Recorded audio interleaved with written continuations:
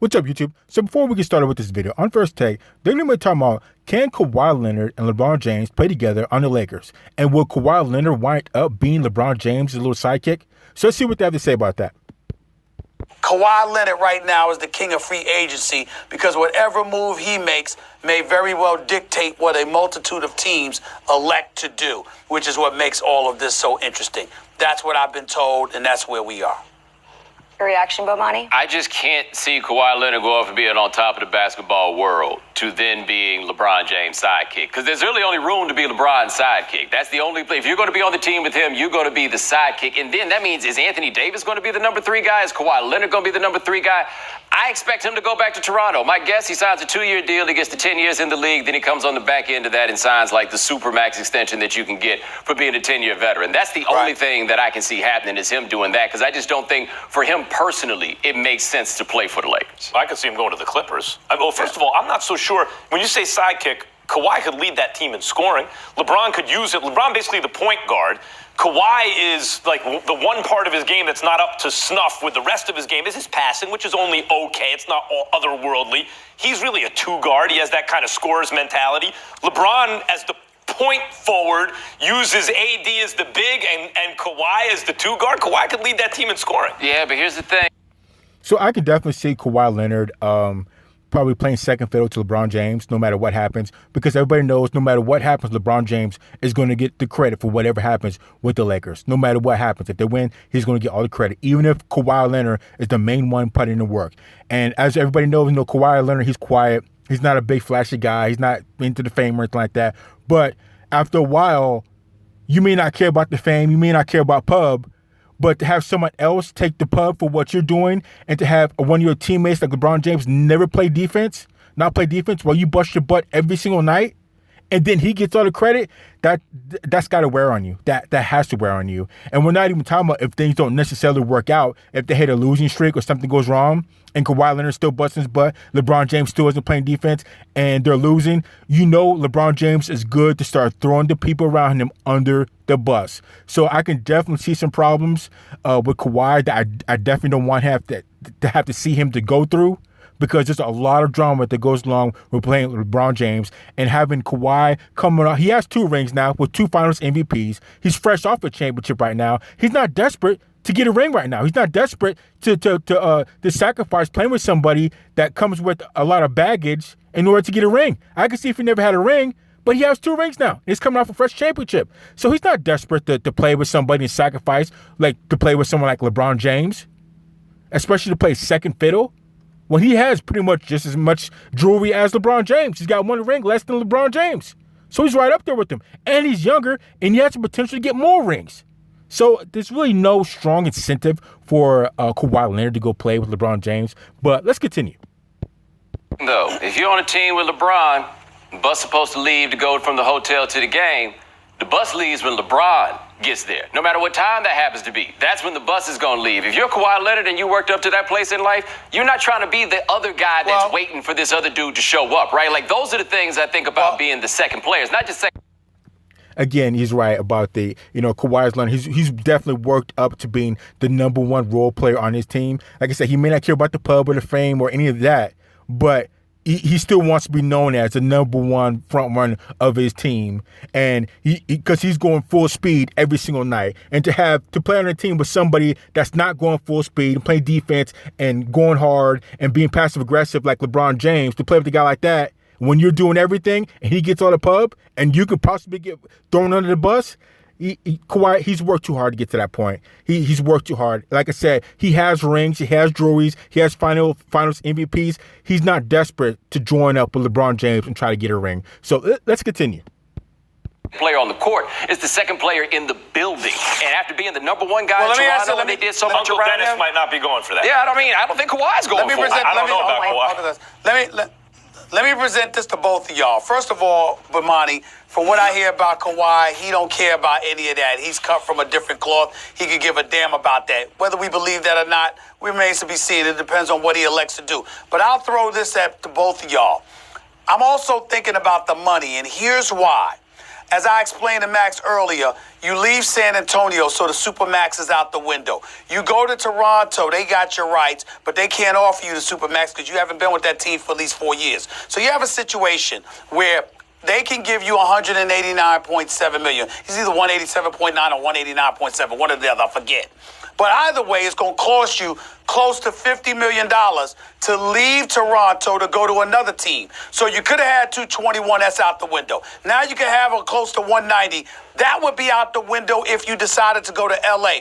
So going to the Clippers or the Lakers, doesn't it make a difference, guys, if he elects to go to the Lakers? Because in terms of cachet, if what they say is true, it's LA's a Lakers town, even though the Clippers have their own fan base and all of this other stuff. If you talk about money that you can make off the court with New Balance and beyond, is it possible that being a Laker is exponentially more beneficial to him financially than being a Clipper? I'm asking. I don't know. I wanted to hear your response to that.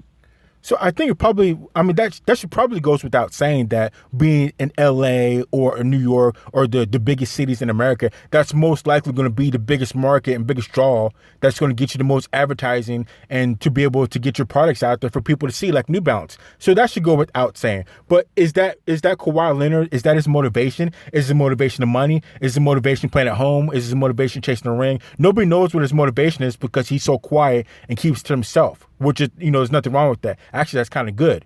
But so we don't know what his motivation is. But again, going to the Lakers has its own set of problems. Sure, he'll be at home in Southern California. Sure, he'll be playing with the Lakers, a historically great team. But like I said, there's a lot of baggage with that team that comes along with one of the players on that team.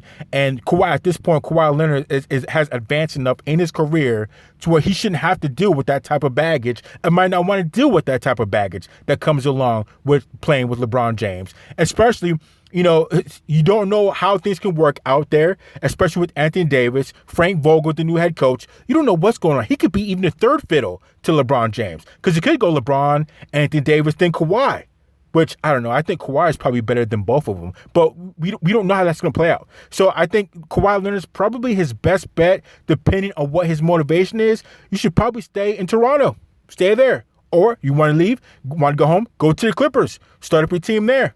But the Lakers, I just don't. It just doesn't look too good to me. And I'm a Lakers fan. I want the Lakers to do good. I wish they did have Kawhi, but it's just too much drama. It's just too much drama, and I don't like seeing people get screwed up and having their image be screwed up because they play with a certain player that has a lot of baggage and things can just go bad, and it's just not a good look. So let's continue.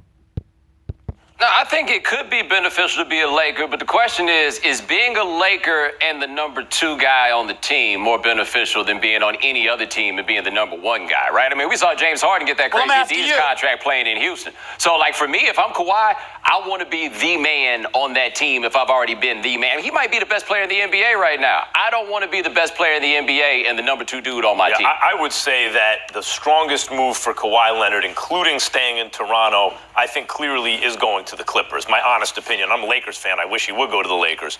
But if he goes to the Clippers, I'm telling you right now, the Clippers will surely win the title next year. They just took the Golden State Warriors with a healthy KD 6 games.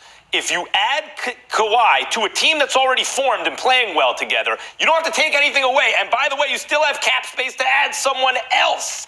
That team is going to be better than the depleted Warriors or the Rockets who can't get over the hump or whatever Utah or Denver has done. They're not going to be as good as that team. And the Lakers, AD and LeBron, 2 years from now, yes, but they had to strip it all down to get there.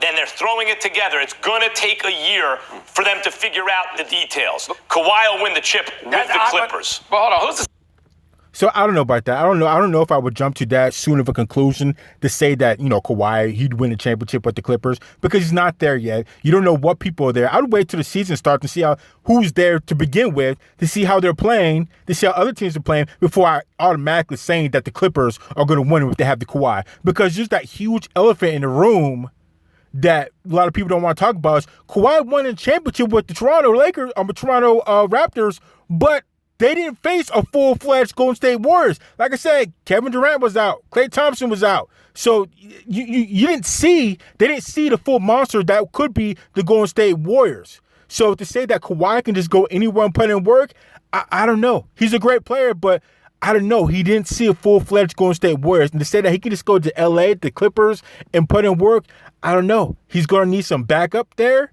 Like I said, there's just too many variables, way too many variables. And, I mean, what about the 76ers?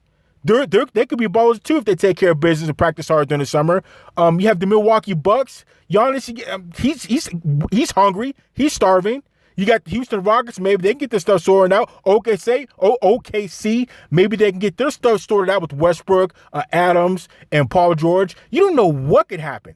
And to say that the Clippers can jump in and automatically win because Kawhi's there, I don't know. That's jumping to some huge conclusions. And I bet you he won't bet any money on that, let alone his life.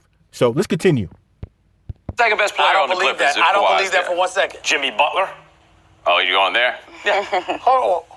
Oh, so you think, I see. So you're saying, Max, you believe, let me be very clear because, see, you confused us now.